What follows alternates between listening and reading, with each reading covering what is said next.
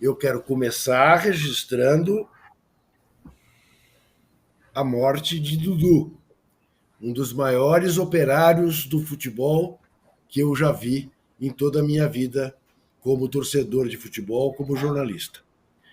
Um cara que jogava para o time, um cara que é o quarto jogador que mais jogos fez pela Sociedade Esportiva Palmeiras, um cara que vestiu apenas 3 camisas, a Ferroviária de Araraquara, que o revelou, o Palmeiras, onde ele fez mais de 700 jogos, e a camisa da seleção brasileira, e que sempre teve a humildade de ser o respaldo para que Ademir da Guia, nome, sobrenome, futebol de craque, como escreveu um dia Armando Nogueira, pudesse brilhar como sempre brilhou na Sociedade Esportiva Palmeiras. Eu lamento a morte do Dudu, me solidarizo com a família, com o Dorival Júnior, sobrinho dele, e segundo ele, o Dudu era um verdadeiro pai, ou um segundo pai para ele. Dito isso, cumprimento a criatividade dessa enquete, realmente jamais passaria pela minha cabeça que o Hendrick pudesse ser objeto de uma enquete depois do 4-1 de ontem. Noto, e aí justifico a brilhante ideia de Arnaldo Ribeiro, o semblante fechado do Hendrick desde a hora em que entrou em campo. Ele não me parece nem um pouco feliz.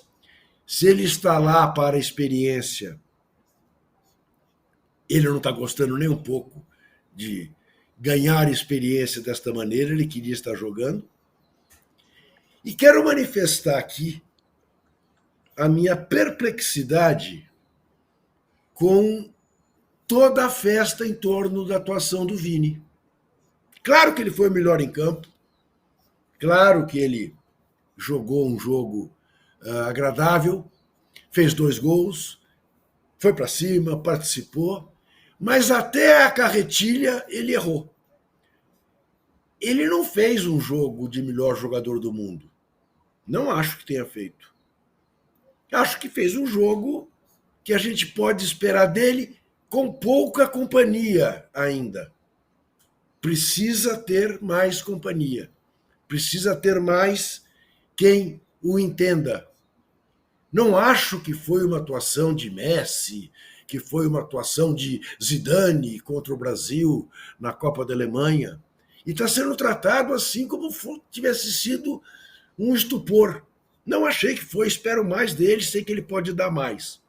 Não gostei da comemoração à la Neymar, acho uma palhaçada sem graça, ainda mais para quem representa o que ele representa, não é? Como cidadão, achei uma coisa palhacenta. E, enfim, diria que se derem 4.000 likes neste sábado, eu me darei por feliz.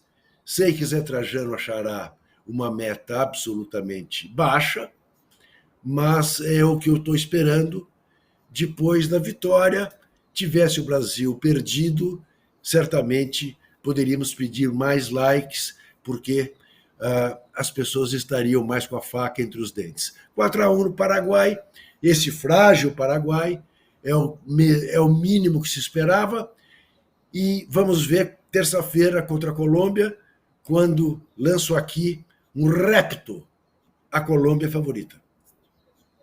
Ó, teremos posse de novo para certificar isso no jogo no dia seguinte. Bom, tem alguém aqui entre nós, que é o Danilo Lavieri, que está lá, que viu o jogo ao vivo, de dentro do estádio.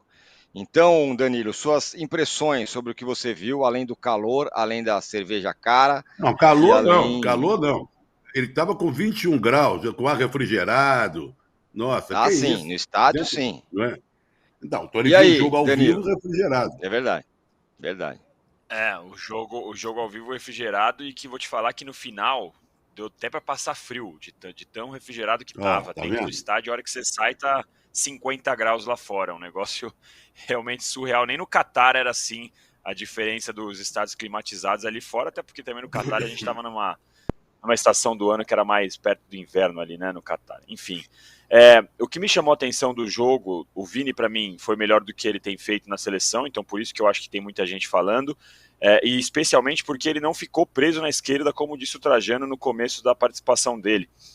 As melhores oportunidades que o Brasil, às vezes que o Brasil criava jogadas boas, era quando o Vini tinha liberdade para poder mudar de lugar dentro do campo, não ficava só nas arrancadas pela esquerda. Ele fez um gol driblando o goleiro, entrando no meio da área, um pouquinho antes ele já tinha feito uma jogada parecida, e eu acho que é por isso que a gente está destacando a jogada dele, embora eu também concorde com o Juca com a parte da carretilha, ele deu ali uma certa sorte, ele deu uma carretilha que errou, mas acertou no resultado final. No final, acho que foi uma boa participação do Vini, e mais do que o Vini dentro de campo, com a bola nos pés, o que me chamou a atenção foi o Vini fora da bola ali, quando ele estava sem a bola. Então ele tem uma atuação, ele tem já, aparentemente, quando a bola estava em outros lugares do campo, ele já tem uma liderança que eu não tinha reparado ainda vendo os jogos pela televisão.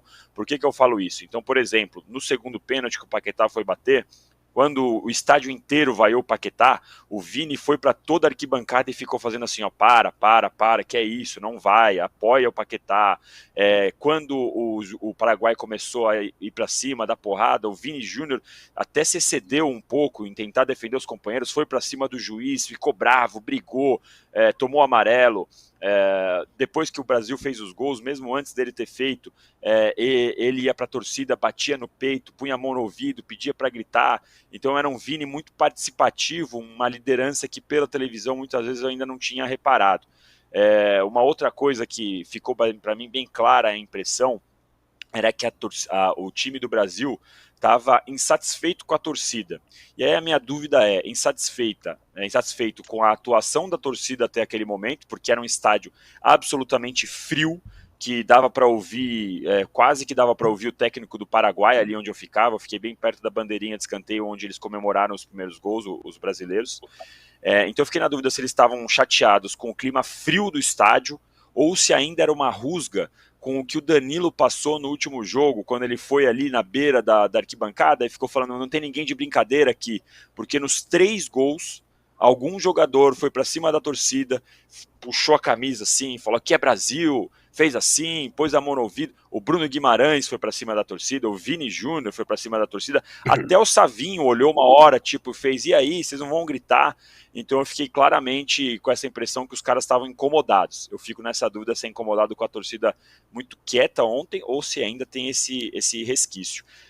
E sobre o jogo em si, o estádio era um estádio muito bonito, estádio de futebol americano e tal, mas o ambiente não é um ambiente de futebol, aí não sei se é pela característica de quem veio ao jogo, tinha muito mexicano, muita gente de outras nacionalidades da América do Sul, com camisa, a gente via peruano, chileno, até gente da Guatemala torcendo, mas era um jogo muito que tinha gente mais preocupado com a ola do que com o jogo em si, enfim, um clima que não me agradou muito no estádio, não.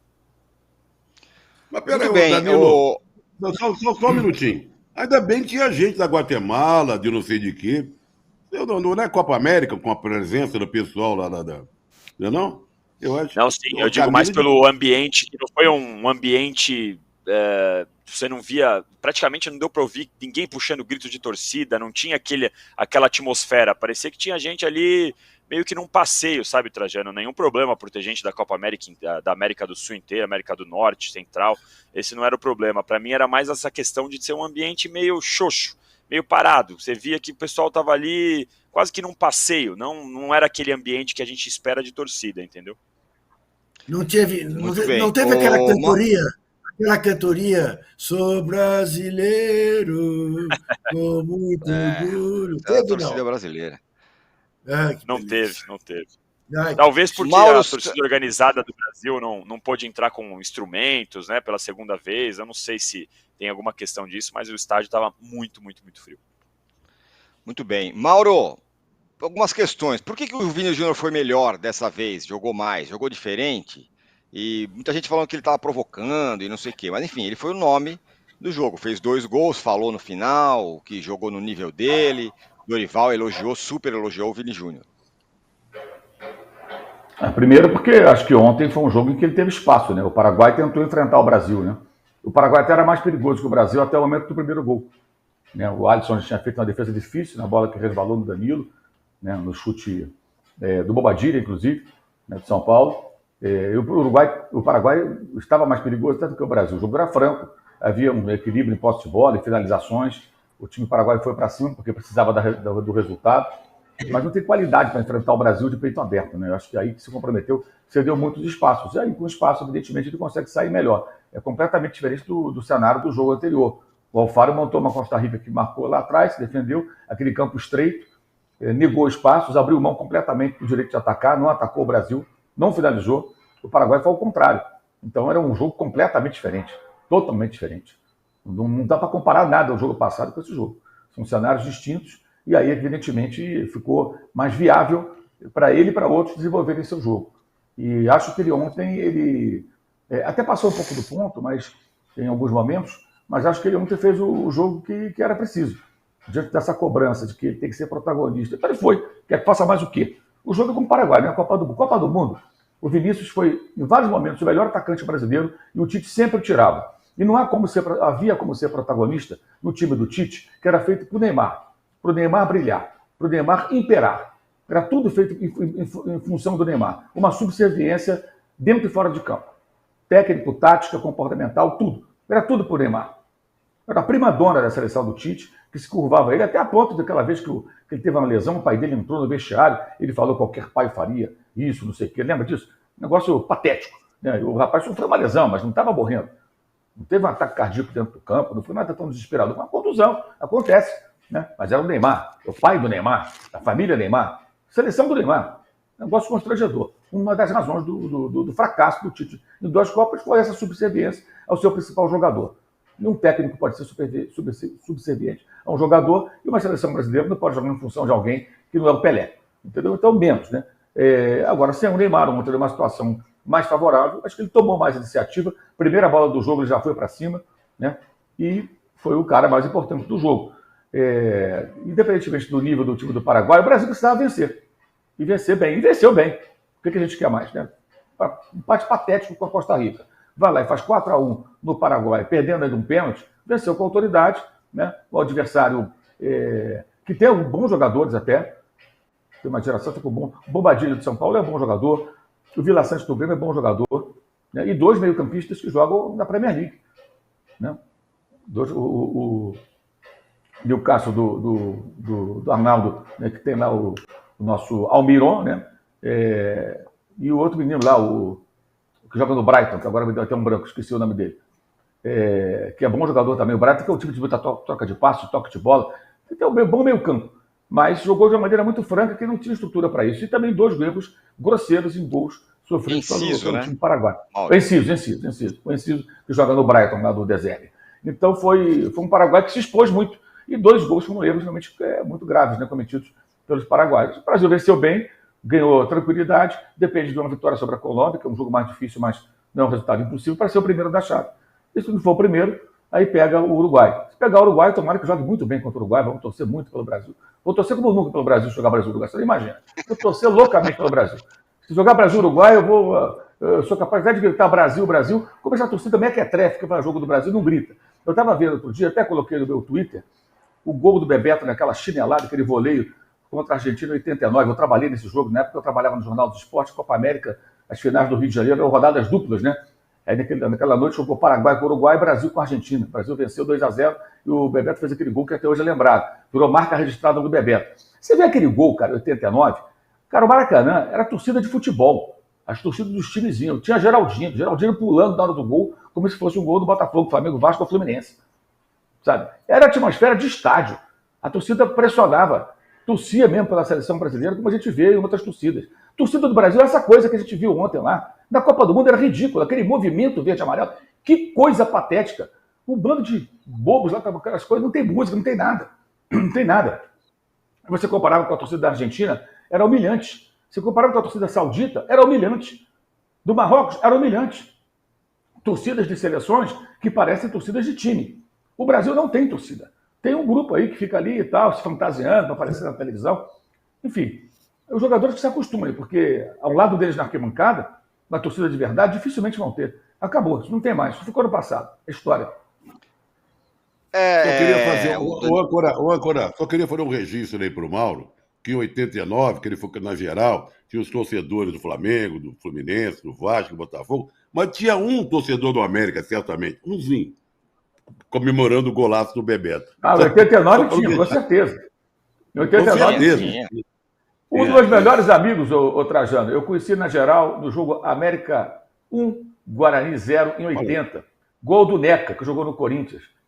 Eu sou Flamengo e ele é Botafogo. A gente se conheceu na geral do Maracanã num domingo. Eu fui torcer pelo América na geral do Maracanã.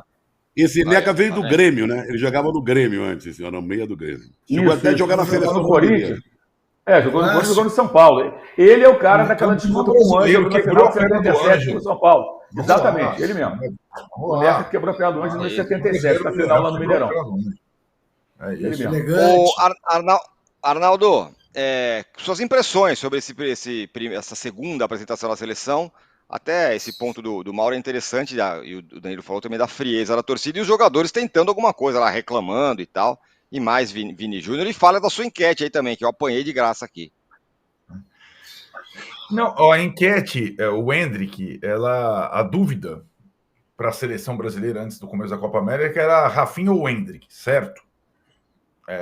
Então, nos amistosos, o trio do Real Madrid, ou por que o Rafinha? E aí o Dorival decide colocar o Savinho e não o Hendrick, né? Na mesma função do Rafinha. Trocou o Rafinha pelo Savinho e o Arana pelo Wendel. E o Hendrick ficou como opção de banco. Eu acho que vai ser assim, até quando durar a participação brasileira na Copa América. E acho que, mais do que essas duas mudanças, a modificação do posicionamento de alguns jogadores fizeram com que a seleção melhorasse. Sobretudo a do Vinícius, saindo um pouco da posição engessada da ponta esquerda, como os companheiros disseram aqui. E também mudança naquele triângulo de meio de campo. Permaneceram lá Bruno Guimarães, João Gomes e Paquetá, mas mais móveis, menos também fixos, e também aí complementando o que o Mauro falou, por conta do adversário, ser um adversário que se defende pior que a seleção da Costa Rica. Tá lá o Balbuena e mais um zagueiro, o Gustavo Gomes não tá, eles não fizeram os paraguaios a linha de 3 ou linha de 5 que a Costa Rica fez, e o jogo ficou fácil, mas ficou fácil a partir do 1-0 do golaço do Vinícius Júnior. Até então, não estava fácil. O pênalti que o Brasil perde, né, que o Paquetá perde, acho que o Paquetá é um outro personagem dessa seleção, por tudo que envolve o Paquetá, extra-campo, as investigações, o cara é meme na internet toda hora, perde o pênalti, já tem meme na internet, comemoração, comemoração na ilha de Paquetá, ele tem carregado aí uma pecha pesada, cara, não é qualquer coisa. E você percebe que para a seleção, ou para o grupo da seleção, para Dorival, para os outros caras, ele é bem importante. Talvez seja o jogador com mais lastro dessa seleção. E está com toda essa dúvida pairando sobre o seu futuro, né? E a sua idoneidade, mais do que isso, né? Então, esse é outro personagem importante que perdeu o pênalti, bateu fora, e depois, no segundo pênalti, aliás, a arbitragem bem camarada com a seleção brasileira, os jogadores dão a bola para ele bater o segundo, para ele se reabilitar, e ele faz o gol de pênalti na segunda oportunidade. E aí eu acho que gostei da ponderação do Juca sobre o Vini, entendi os argumentos do Mauro. Que tá, né? Eu acho que o brasileiro tem essa relação com a seleção, com o futebol, mais recente do que histórica. Mais recente, não da época do Dudu, do Ademir, da turma dos anos 70, dos anos 80, depois, mas de ter que a seleção ter um jogador para desequilibrar jogos, ganhar jogos sozinho. Eu acho isso meio bizarro, mas eu entendo que isso atinge o Vinícius Júnior nesse momento, porque ele é o principal jogador brasileiro há algum tempo. E eu acho que ele não é esse jogador e nunca vai ser jogador. E tomara que ele não entre nessa pilha. E ontem eu achei que ele jogou bem demais. O primeiro gol é a essência dele. Eu acho, putz, o primeiro gol foi um gol coletivo, mas com ele rasgando na diagonal. Eu acho demais isso. Essa jogada, quando ele vem em diagonal, é espetacular. Muito mais que a carretilha e a lambreta. E ele faz o gol. Eu espero que ele não coloque na cabeça dele a necessidade de assinar todas as jogadas, como acontecia na era Neymar. E essa é a minha preocupação. O Juca tocou um pouco na minha preocupação, que o Neymar tá ali, né? Tá rondando, tá lá na arquibancada, tá no telão. E a Neymar dependência em campo, ela não existe mais. Mas existe ainda a questão da referência ao Neymar para qualquer coisa. O Vinícius Júnior, com toda a parcimônia que tem nessa minha fala aqui, ele tem que se inspirar como jogador mais no Mbappé do que no Neymar. Essa é a minha. O Mbappé é um jogador espetacular, sem precisar assinar todas as jogadas, sem precisar dar carretilha para trás, sem precisar brigar com o adversário, sem precisar criar hostilidade no campo. E acho que o Vinícius Júnior não precisa e não deve se distanciar com a maior força possível do modelo Neymar. É só isso que eu solicitaria a ele. No Real Madrid, automaticamente isso não acontece, porque o Real Madrid... Arnaldo, Fala.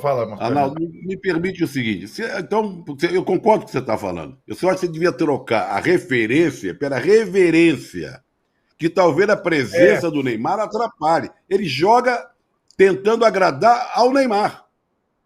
Você entendeu? Na hora que ele dá uma carretilha, ele não está fazendo isso para impressionar a torcida brasileira, ao público presente. É para mostrar ao Neymar que ele é capaz de fazer coisas que o Neymar faz. É uma reverência. Então, nesse sentido, eu acho que a presença do Neymar com o seu brinquinho atrapalha. Ótimo ponto, porque eu acho que tem um pouco disso, sim, em relação aos jogadores da seleção brasileira, em relação ao principal jogador da seleção brasileira, né? Eu não vejo ele jogando dessa forma no Real Madrid mesmo. E assim, ele fez de tudo no jogo. Ele fez a jogada do Real Madrid, o gol do 1-0, que é o gol mais importante numa partida de futebol. Ele foi o Vinícius do Real Madrid, ele rasgou a defesa na diagonal, na enfiada, na triangulação com o Paquetá e com o Bruno Guimarães, e fez um golaço. Mas essa é uma observação, a gente tem que ficar atento, porque está começando essa era Vinícius Júnior como principal jogador da seleção brasileira. E acho que ele vai ser por algum tempo o principal jogador da seleção brasileira, mas ele não precisa ser o único, né?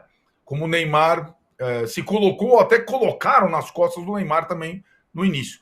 É só essa ressalva, e acho que a convivência no clube dele com outros tantos bons, ele vai jogar com o melhor da França, o Mbappé, o melhor da Inglaterra, o Bellingham, né? Então isso ajuda automaticamente a diluir essa necessidade de protagonismo que a gente tem sempre quando tem a seleção brasileira em campo.